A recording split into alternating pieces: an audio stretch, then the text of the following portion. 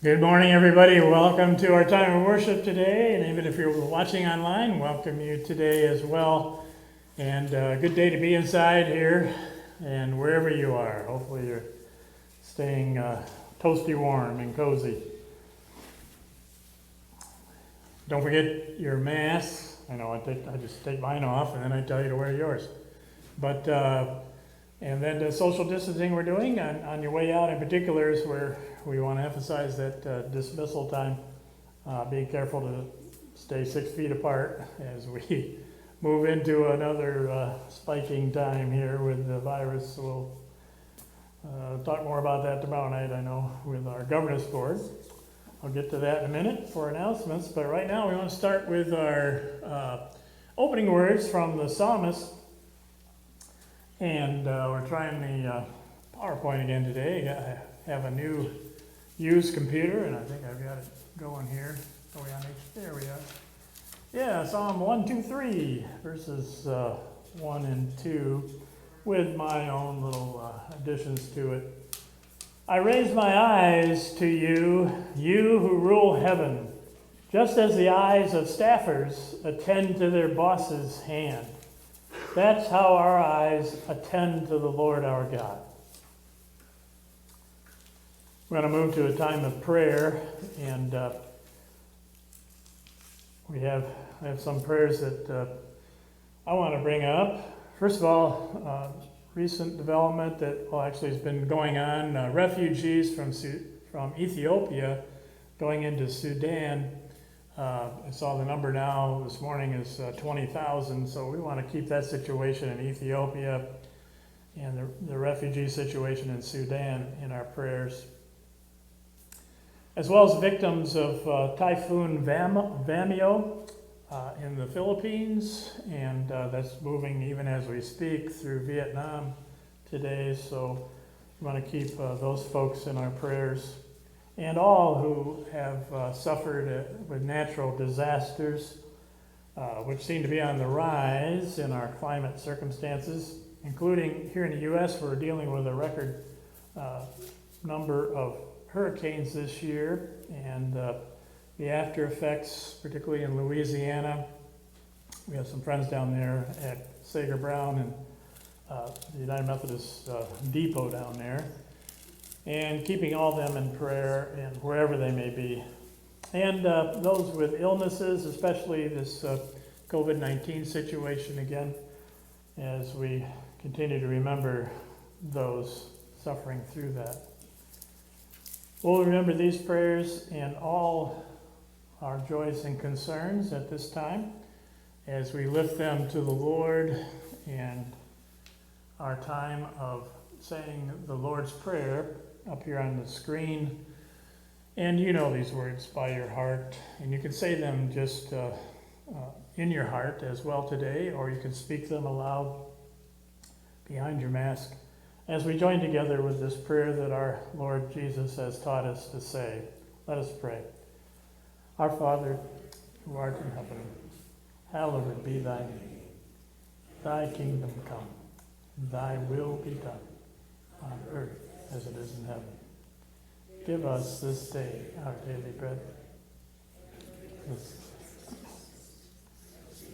Give those who trespass against us. And lead us not into temptation, but deliver us from evil. For thine is the kingdom, and the power, and the glory forever. Amen. Well, I was hoping to have a young people's time. We don't have, I know all of you are young people, but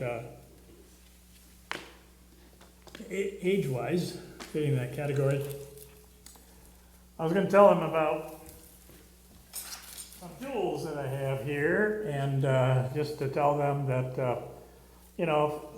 I was fixing a tire, actually just blowing up my tires yesterday in the garage, and I'm thinking, I'm glad I have this tire pump and I can use it once in a while. But if we don't use our tools, that we have, what a waste, If we slide them under our beds, if somebody gives us tools for a gift or something and we don't use them, it's quite wasteful. Well, that's sort of the way it is with God, was what I was going to say with the kids. And what we give to God, that what God gives us, our gifts and our talents and skills and abilities, and we don't use those, why, it's quite a waste. So we're going to hope and pray that we can use our gifts and our skills, our talents, whatever we have, all from God, from the Lord originally. Use all that for the glory of God and to help others. That's what I was going to tell the kids. Maybe you were listening. At this time, thanks to Penny for coming here and being our reader today. And I was going to read a story a lot like what I just said about some valuable coins. Jesus' story, what we might call a parable. And indeed, from Common English Bible, they do title this Parable of the Valuable Coins. We may know it as Parable of the Talents, some of us from other translations. But thanks, Penny. And I'm going to do some picture taking over here. One of the things that our district superintendent talked about the other day was we need to keep track of who's coming to services in case we need to contact you later about any situations, particularly COVID. So I'm going to do that right now as Penny reads. Don't let me be a distraction, but I probably will be. And once again, I'm reading from Matthew 25, verses 14 through 30, and it's the Common English Bible version. It's the parable of the valuable coins. The kingdom of heaven is like a man who was leaving on a trip. He called his servants and handed his possessions over to them. To one he gave 5 valuable coins, and to another he gave 2 valuable coins, and to another he gave 1 coin. He gave to each servant according to that servant's ability. Then he left on his journey. After the man left, the servant who had 5 valuable coins took them and went to work doing business with them. He gained 5 more. In the same way, the one who had 2 valuable coins gained 2 more. But the third servant, who had received the 1 valuable coin, dug a hole in the ground and buried his master's money. Now after a long time, the master of those servants returned and settled accounts with them. The one who had received 5 valuable coins came forward with 5 additional coins. He said, "Master, you gave me 5 valuable coins. Look, I gained 5 more." His master replied, "Excellent. You are a good and faithful servant. You've been faithful over a little. I'll put you in charge of much. Come celebrate with me." The second servant also came forward and said, "Master, you gave me 2 valuable coins. Look, I've gained 2 more."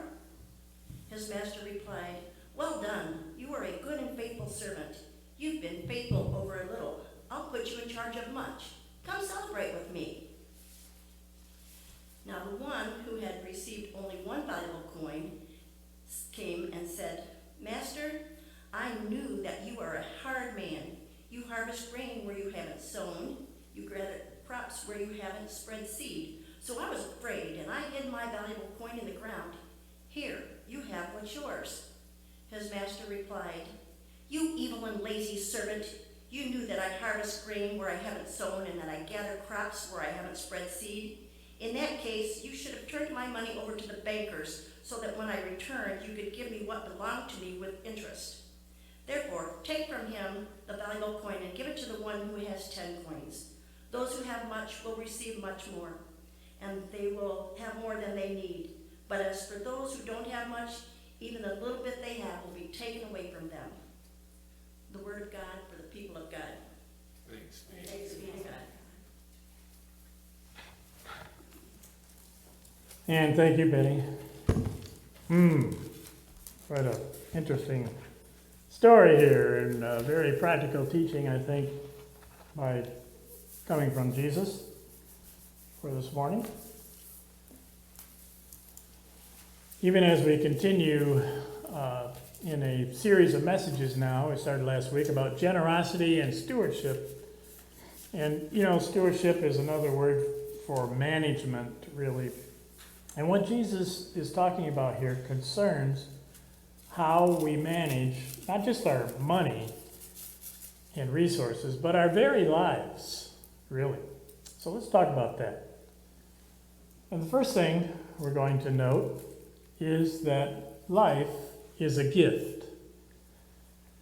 You know, it's so sad to see healthy, intelligent, and talented people adopt a gloom and doom attitude towards life. Oh, poor me. We hear the whine going. I really don't have much to offer. What can I do? Well, I think this parable story of Jesus tells us that we all do have things to offer. And we can all do good with what we've got. Because life is a gift. An inexpressibly wonderful gift. A gratuity, really, bestowed upon us by a benevolent Creator. Jesus said it best earlier in Matthew's Gospel here, in what we call chapter 7, verse 11. If you who are evil know how to give good gifts to your children, how much more will God, our Father in heaven, give good things to those who ask? You see, we are imperfect givers, and we're probably going to find that out more and more as we move into the holidays. But God is a perfect giver, and life itself is a gift beyond all measure. That's the first thing we need to see as we think about our management and stewardship of life. Life is a gift, your life, my life, and all of life around us. A wonderful gift. And as this story of Jesus shows us, life is a very, very valuable gift indeed. You see, back then, those coins that were mentioned in the story, the 5 and the 2 and the 1, each of those coins would have represented the earnings of an enormous amount of money, the earnings of about 20 years of working, each coin, which is basically a lifetime of wages for most people back then, the 20 years of working, if they made it that far with their reduced lifespans. So if we bring that up to today's world, remembering that one coin was 20 years of income, and if a person today made, let's say, $50,000 a year over 20 years, then the amount of each coin in this Bible story would be like getting at least $1 million today for 20 years of work. But if we're talking about a lifetime of earnings, that is working more like 30 years nowadays is what people do, then each coin in Jesus' story would be worth like $1.5 million each coin for a lifetime of wages from today's perspective on average. So we're talking about very valuable coins here in this story. So Jesus in the story talks about the staffer who was given 5 of those valuable coins to be held in his possession. The earnings of 5 average persons' lifetimes, or doing the math, it would be like 5 times $1.5 million, or $7.5 million is what that first guy got. Likewise, the staffer who was given 2 coins, had the lifetime earnings of 2 people. And even the guy who was given only just 1 valuable coin still had an enormous sum of money at his disposal here. As we said, $1 million, or maybe even, if we calculate it out to 30-year worker, we're talking about $1.5 million in today's dollars. The point is, we're talking about, and Jesus is talking about, vast sums of money here, and his audience would have picked up on that. Over $7 million for the first staffer, and like $3 million for the second staff person, and at least $1 million to that third guy, more like $1.5 million probably.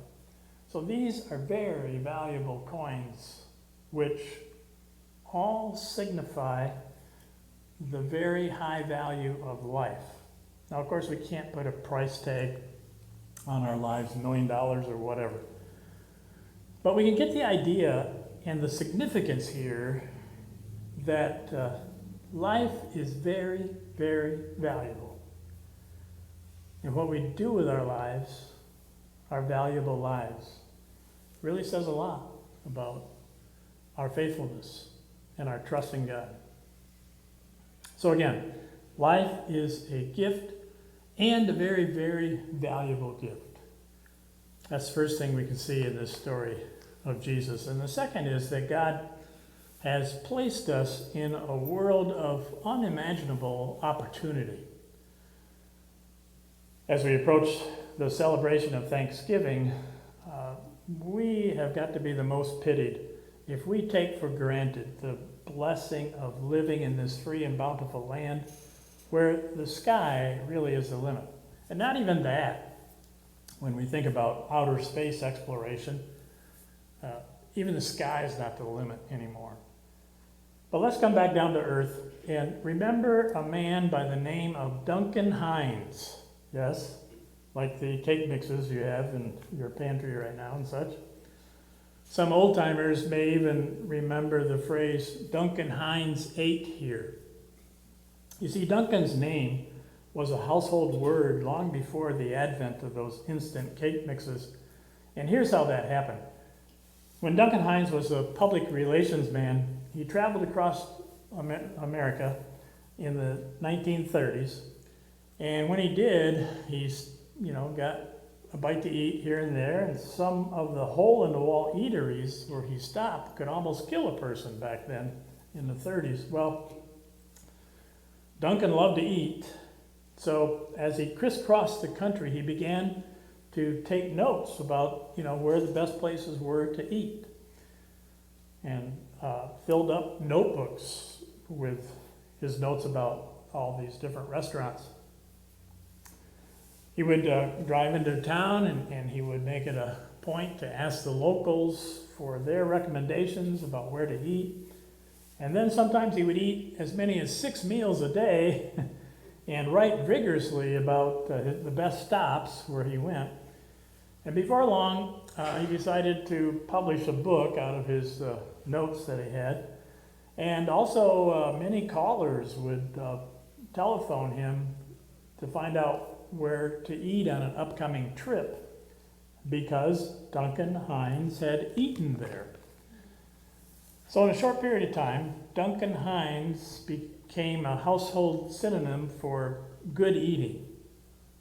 And that's why a businessman who wanted to introduce a new line of food products linked up with Duncan Hines at the time. And of course, the rest is history. Well, the thing is, Duncan Hines did not plan on becoming a household name, even still gracing our tables today, perhaps in the weeks ahead too, with cakes and desserts or whatever it may be. No, Duncan simply liked to eat, and he saw a need for a guide for other travelers who like to eat, and he seized the opportunity. So are such opportunities still available today, even under our circumstances? I would say sure they are, of course. If we get observant and if we get creative in the way that we work with opportunities. Just like Ruth Colvin did. Ruth was shocked at her hometown's illiteracy rate over there in Syracuse, New York. So she decided that God would have her do something about it. She said this, I felt strongly motivated by the parable of the talents. And that's what we heard today, this gospel story that we're talking about. So Ruth, who was actually a teacher, set up this makeshift office in her suburban basement there in Syracuse, New York, filing important papers in an old refrigerator they had downstairs, and launching what she called the Literacy Volunteers of America in 1962. It's still going today, but today it's known as Pro-Litis pro-literacy worldwide, and it represents over 1,000 community-based volunteer and adult basic education affiliates in 49 states, as well as the District of Columbia. And it also has affiliates in 20 developing countries around the world, helping hundreds of thousands learn to read. And all thanks to this grandmotherly woman who saw a need and put her talents to work meeting that need in a creative way. And she's still alive today. She had something out on the internet the other day. Unfortunately, they had to close, I think it was in the Bronx in New York, one of the volunteer places there, because they weren't getting money from the state of New York to keep it going. Well, she's still alive, and Ruth Colvin's looking forward to her 104th birthday on December 16th this year. Well, life is a gift at whatever age. That's the number one thing to remember. And also, we need to recognize that we live in a wonderful world of opportunity. If we just seize the day and take advantage of those opportunities the best way we can and in creative ways that we can. But a third thing we need to note from this sort of disturbing story from Jesus, right, is that there is this immutable law of nature out there. What you don't use will be taken away from you. Now, it's hard to hear the ending of this story, not because we had a good reader doing that, but it was just hard to read in whatever translation. It sounds so cruel when Jesus says, those who have much will receive more. Those who don't, even the little bit that they have will be taken away from them. Yikes. But Jesus was not being cruel here. He was simply stating a law of life. If you use what you have, you'll gain more in abundance. But if you don't use what you have, you'll lose even that little bit that you have. It's like me.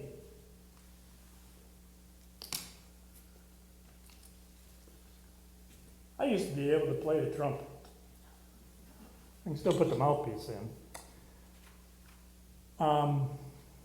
Cornet, as it's sometimes called, my old beat up one here from when I was in 5th grade, I think. I got this. But pretty good at it back in high school. I've been last century. And even some in college, which was still last century. And I now so regret not taking the opportunity to play in the Michigan State Marching Band. I sure wish I would have done that.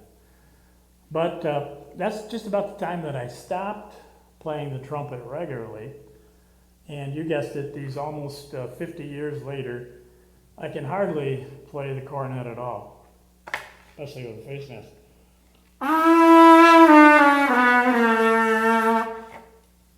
A little bit. It's cold.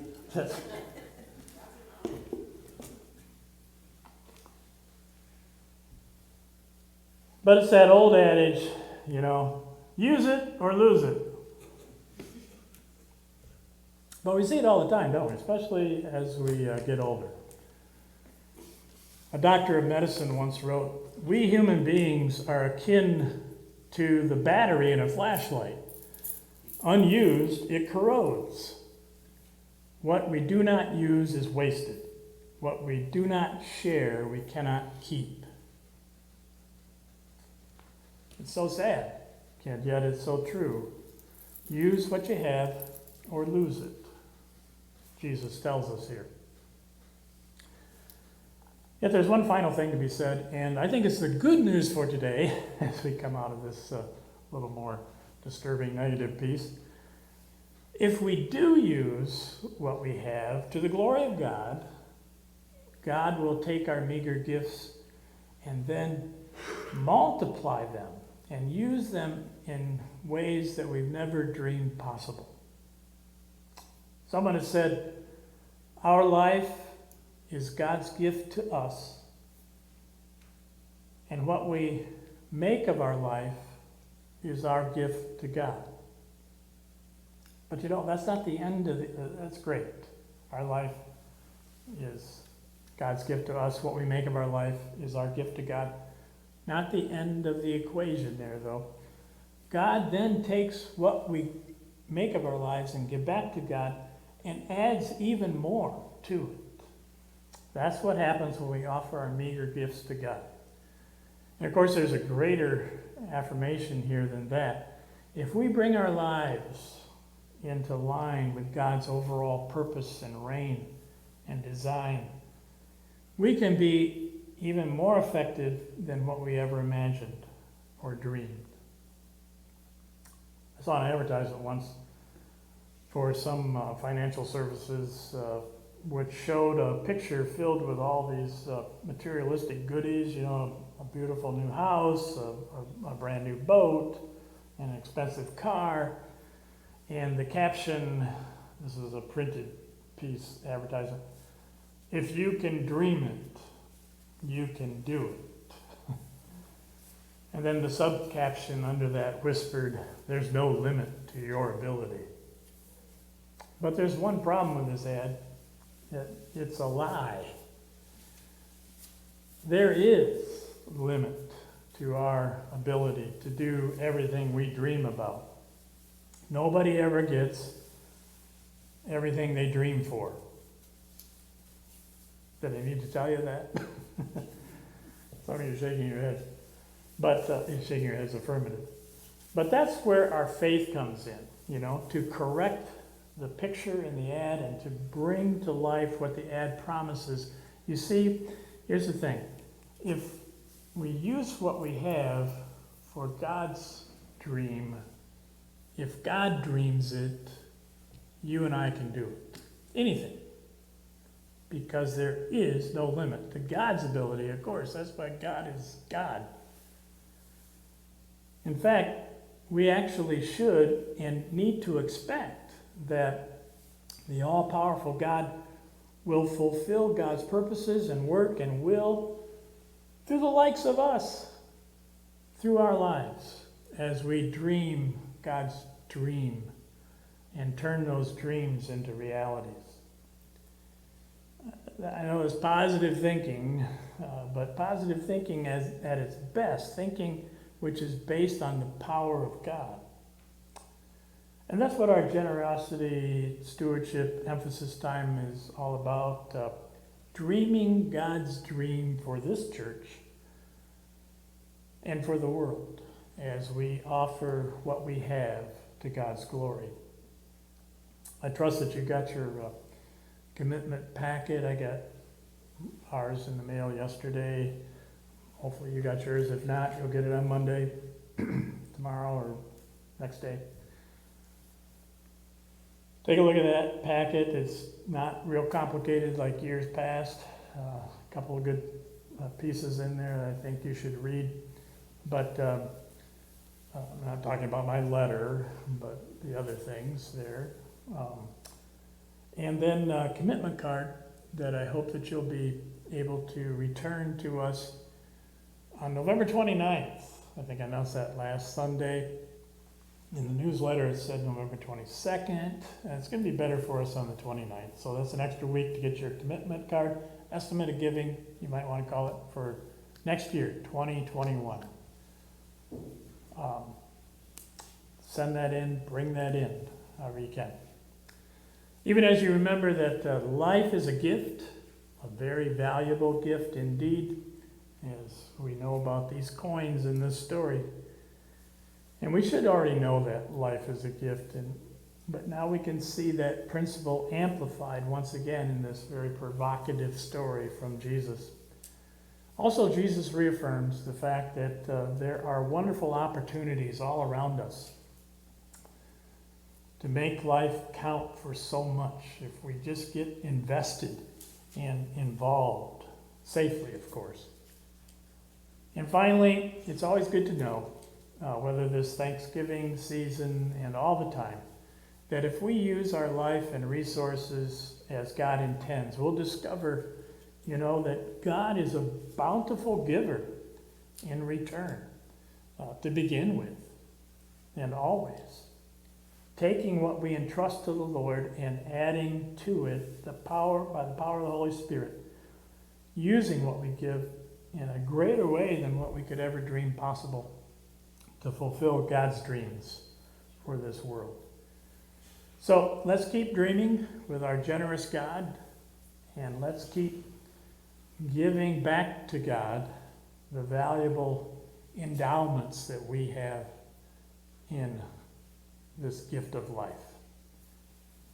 And you can do that with that commitment card in a beginning way, a small way for 2021. And you can do that even today, as want to remind everybody to send in your contributions to, if you don't have something to put in the offering plate here today, you can send that in to our address, Hart United Methodist Church, 308 South State Street, Hart, Michigan, 49420, up here on the screen.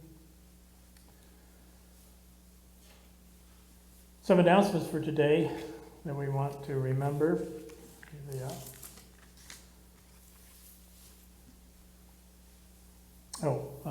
Regarding the packet or the commitment cards, there are some extras out here in the hallway too, if you want to pick one up there. I mentioned it last week, now I have the paper here. No Thanksgiving Day dinner by the Shelby Optimist, at the Shelby Optimist building. It's been canceled this year for Thanksgiving Day. So just remember that, remind your friends. But what was not canceled was our United Methodist women here at Hart, their fall lunch, and $866 now out of 76 meals. Now I thought the meals were $7 each. If you do 76 times 7, you come up with less than $856. So there was some generosity going on there, right? People said, "Oh, just take this $10 bill, this $20 bill," whatever they gave. So thanks to all of you generous participants in that meal on Friday the 13th. You're a lucky day if you get one of those meals. Are there any other announcements to bring up before we show that clip? You can switch over to that if you want, to the guys back there. We're gathering the Operation Christmas Child boxes, shoe boxes. Got a few up here right now. There's some out in the hallway to put together. If you don't want to do that, you can do it online, and that's what we're going to see, this video clip from Samaritan's Purse about how you can do it online. I think it's $25 to do a shoe box online, but it saves you from going out to the store or wherever you want to go. Don't pay attention to the middle part about, trying to meet your church's goal and all that. We didn't do that here, but the beginning and the end will be helpful for you. Let's watch that clip right now.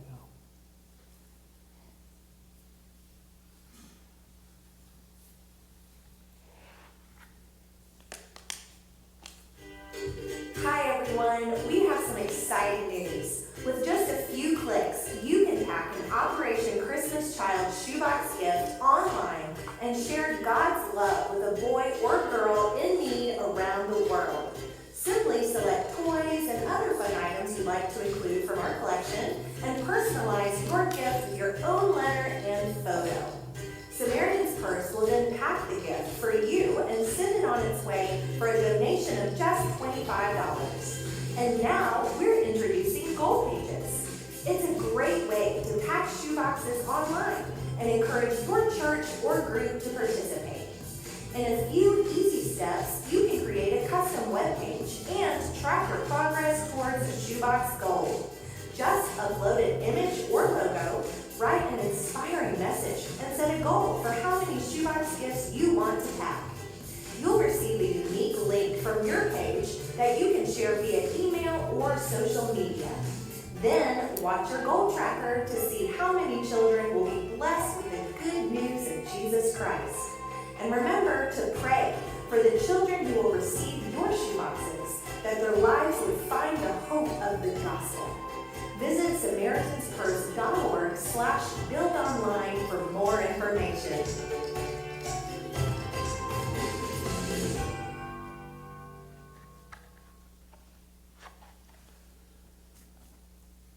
And if you just go to SamaritanPurse.org, you'll find it there too. But that is another way to put together a shoebox.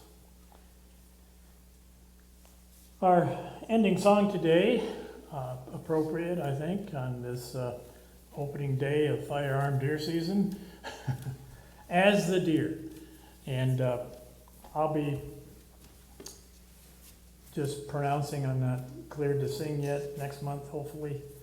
But I'll read the words to stanza 1, and thank you, Liz and Lois, for being here both to play this accompaniment. And then you'll sing stanza 2 with a mind on our stewardship, generosity, management of our life. Let's do this song. This is a prayer song to God, and will be our prayer of dismissal as well. And you'll be dismissed back to front.